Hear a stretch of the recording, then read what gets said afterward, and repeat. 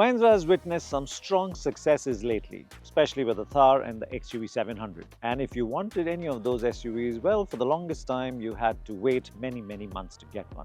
That, of course, is changing. But there is one segment where Mahindra has not been able to kill it, and that is the sub 4 meter segment. And not for the lack of trying, really, because it's tried everything from body on ladder SUVs to monocoque SUVs. And it started with the Quanto, which was the shortened version of the Xylo.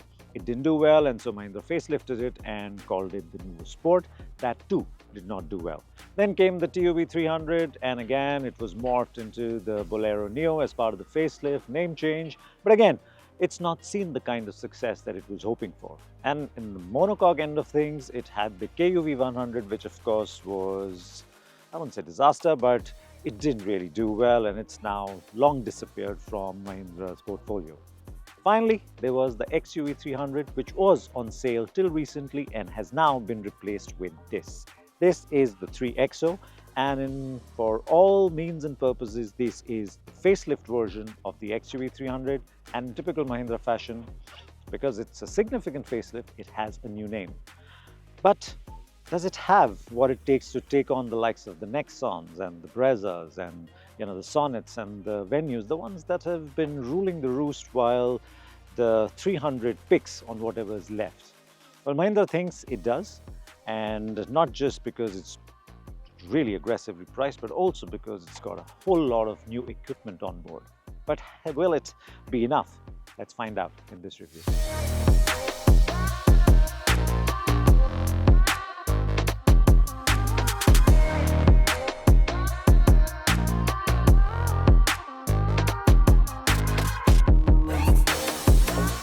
Now, there are many reasons why Mahindra's sub 4 meter SUVs did not work in the past, but we will focus our attention only on the XUV 300 because the 3XO is the facelift for that car. Now, there were three broad reasons why the 300 did not do well. First, of course, is the brand equity. It just didn't have the same brand equity as the Tata Nexon and the Maruti Suzuki Brezza. Secondly, it could not match the Venues and the Sonnets in terms of modernity or features. And finally, it did not offer an automatic, and it had a really tiny boot. Now, Mahindra has addressed those issues, plus they've sprinkled it with some really tasty pricing. I think the 3XO now has a chance, but let's delve deeper into the product to find out how good a chance the 3XO now has.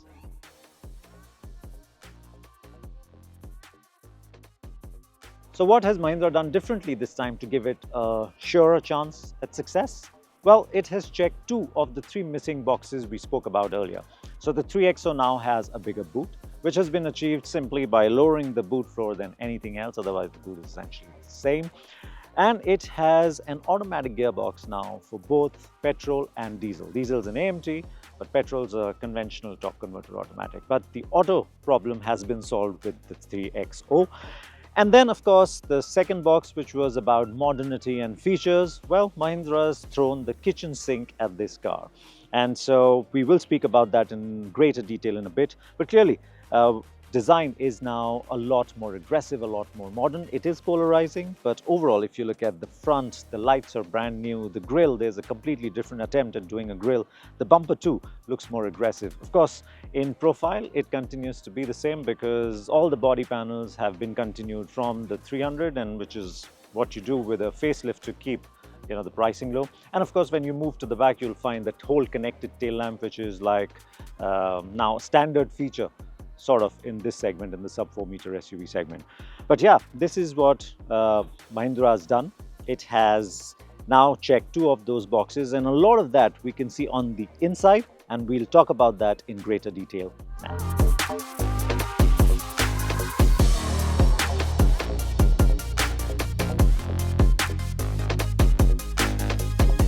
Now, this here is the top spec AX7L version, and this is where, like we said earlier, Mahindra has thrown everything that it could on the interiors for the 3XO. But let's begin with safety first. And it has segment first ADAS level 2 features. So you've got adaptive cruise control, you've got emergency braking for proximity. Of course, it's got lane keep assist, and it's got automatic headlamp dimmer. So when there is oncoming traffic, it makes it easy and safer. Now, It also gets ABS and 6 airbags as standard. So all of that is there. So the safety suite is totally complete on this car in a sense. And then of course you have a lot more features which were missing on the XUV 300, which make their way here. For one, you've got a panoramic sunroof now, or a sky roof as Mahindra likes to call it. But that's just the start. You've also got a dual zone climate control system, and then when you move further you will find that you've got these two lovely screens here. These are borrowed from the XUV 400, the electric version. So it is new for the 3XO, but it's not new for Mahindra because they've used it in the past. And great clarity here, very good clean displays, good colors, and you've also got shortcut keys for the MMI system here. Then of course you've got steering mounted controls, and this is where we start to see some chinks in the 3XO's interiors armor. So you have all controls, but they're not ergonomically very sound, and the way they operate don't exude the sort of quality that you'd want. And that lack of quality and operability can be felt even when you operate the buttons on the center console, let's say for the climate control system, or even for your drive mode activation.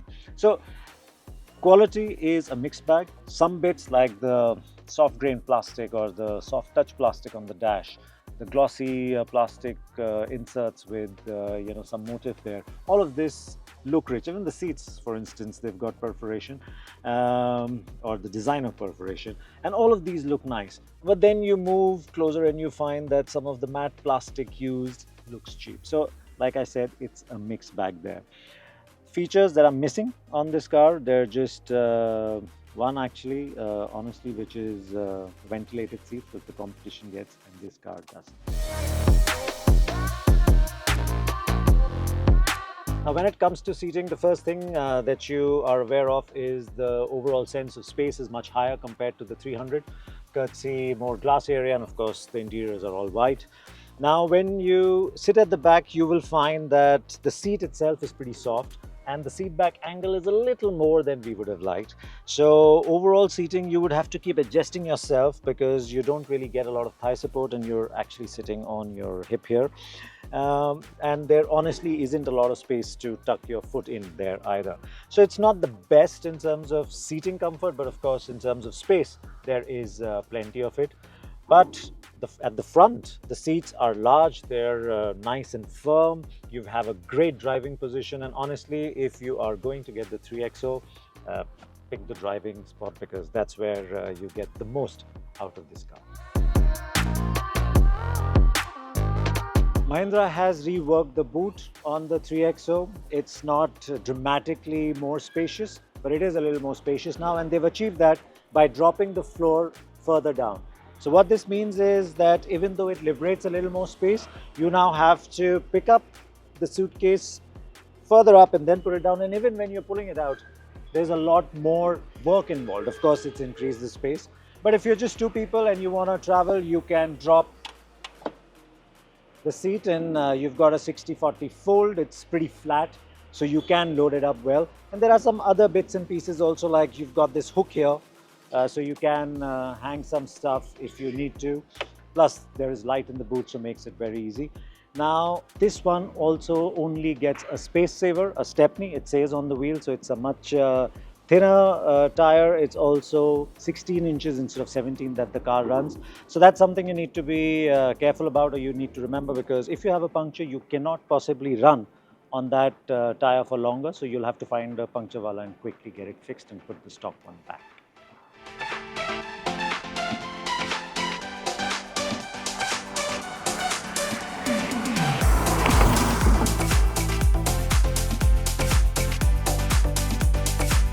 Now, when it comes to driving, the XUV 3XO has three powertrains to choose from.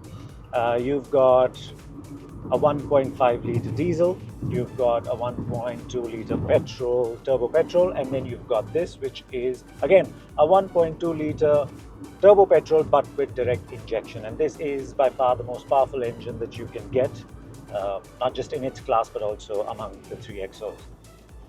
Now, there are a lot of things to like about the 3XO when it comes to on-road dynamics, and some bits that we would have liked better. Let's start with the good things. And the first thing is the visibility. You sit high in this car and it's so clear. You can see not just the road, but it's so clear where the edges of the car are, and so it's so easy to place it. Plus, you've got rear view mirrors, which aren't like the biggest, but they give you enough and good view of what's happening. Plus, the A-pillar, it is thick but not too much, and so it doesn't hinder the view when you're getting into, let's say, you're joining into or you're going through a roundabout or a cross section.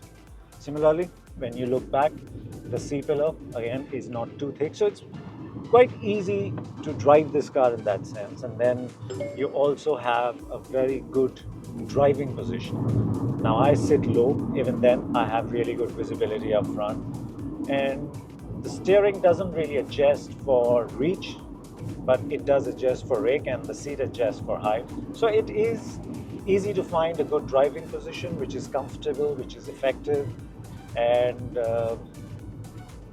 which works even over longer durations. Besides visibility, the ride, this is something that we noticed even in the older car, which was the 300, and it continues on this one. This is a lovely riding car. If you're on your regular roads, it just rounds everything well, it rolls over stuff, and you really don't have to slow down for anything at all. We went through some really broken sections, difficult sections today to get to our shoot locations where we did our static shots. And even there, we did initially take ginger steps going over these broken roads, but soon realized that there's enough travel, there's good damping, and it doesn't crash into anything at all. So we kept picking up the pace and we kept pushing it, and suddenly we were driving at a pace that we would on normal roads, and still the car felt fine. It didn't move around, it didn't skip about, it just absorbed everything and went about. Yes, sometimes there were a few thuds that came in, but like really deep potholes, square edged, not that you'd experience in every road. So ride again is really good up front, good at the back. Not so good in terms of, it's not as good as the front because the rear does tend to wallow under weight a bit, and so you feel the ride is not as settled at the back at the front, but overall the ride is still very good. And of course there is the straight line stability of this car. We've been driving over winding roads, we've been driving over straight roads, off camber roads, broken roads like I said, and it has remained flat. We've done 3-digit speeds regularly. It doesn't seem to waver, doesn't seem like you're going that fast, the cabin's quiet. So in terms of straight line stability, again, even from the steering, it doesn't feel nervous at all. And then the braking, it has some pre-prep for braking that comes in. So if you get to the pedal quickly, it tends to add some braking assist. And even if you don't count that into the thing, it's just very strong, the braking, the feel, the progression, the bite, all of that.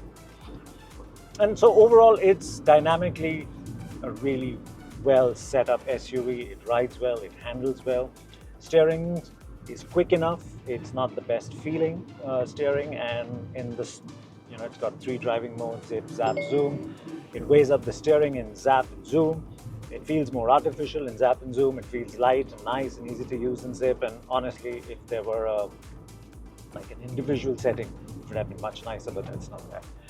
But yeah, the setup is nice. And as for the 3 driving modes, it affects your throttle response and it affects your heft on the steering. And the stock mode is zap, and I think you can leave it at that for almost all your needs, unless you want to like really feel that immediate acceleration. Otherwise, it's fine.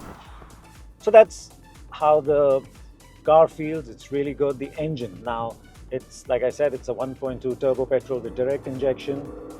It's a smooth engine. It's coupled with some turbo whine that you can hear, which adds to that mechanical nature of the engine, which I really enjoy. And once you're past that initial, I don't know whether to call it the lag period or whatever, but beyond 2000, the throttle response feels immediate. It responds really well, and it revs all the way to 5.5, and you can use the manual modes. I would have enjoyed pedal shifters, which aren't there, but even here you can use it. And when you use it in the zoom mode, uh, then it downshifts at a higher RPM than it would in zip and zap. So it is a nice engine. It is an engine that you can enjoy when you want to drive hard. It's an engine that doesn't get in the way when you want to take it easy. It's quiet, it's effortless. And that's the good part. This, of course, is a 6-speed automatic gearbox. Uh, it's fine. There's nothing to write home about. And overall driving experience, it doesn't take anything away from it.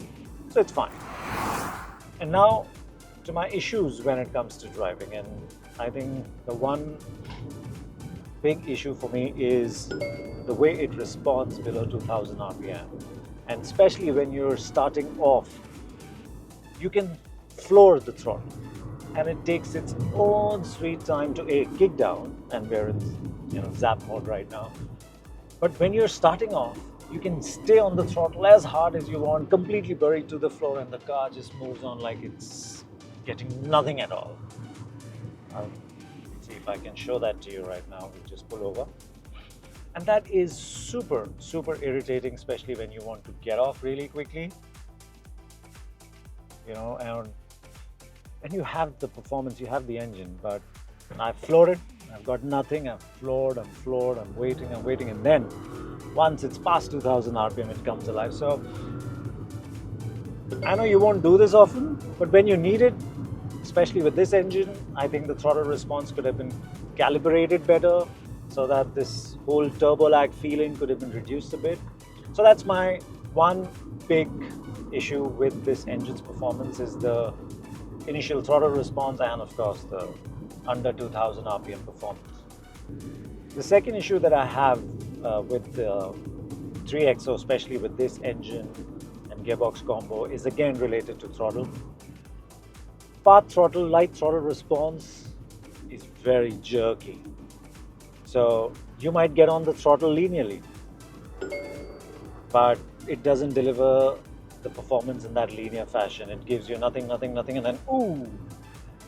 So even though you don't want to be, let's say, jerky in your drive, you want to be smooth, it's very difficult to do that, and it requires a lot of attention, which tires you out a little. So I mean, it's a good engine, gearbox, dynamic package that is marred really by a poorly configured throttle and of course the initial turbo lag. But these are the two real issues with the car. Can you live with them? Yes, especially in the city. Can you live with them on the highway? Yes, sure. Can you live with them when you want to drive quickly and enjoy the performance of this car? No, you cannot, because it just gets in the way and gets irritating. But yeah, otherwise it's a pretty well sorted dynamic package. Sure.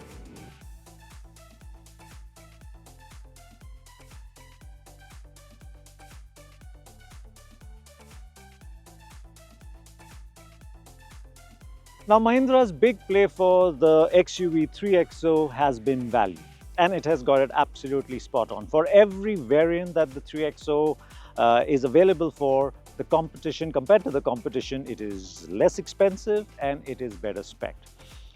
So clearly that's been sorted. Even in terms of design, it is now a lot more, I wouldn't say palatable, but it is a design that is more in line with what's out there. So it doesn't feel old, it doesn't feel dated. It is aggressive, it is sporty. And then when you step inside, you still have a lot of space, but it's the whole feature set that was completely missing on the 300 that makes the 3XO now clearly better value proposition. Sure, it still has a few features missing. There's no ventilated seats, and let's say the quality of plastic inside is a little inconsistent. You have some really nice bits, some not so nice bits, and the tactability of the buttons again is not so nice. But it's when you start driving the 3XO that you realize that all the good bits of 300 have been carried over. So the ride is still fantastic. It's absorbent, it's plush, it rounds off the bumps really well. It's a car that you can spend time in. Handling wise too, the response from the steering is accurate. You can place the car where you want.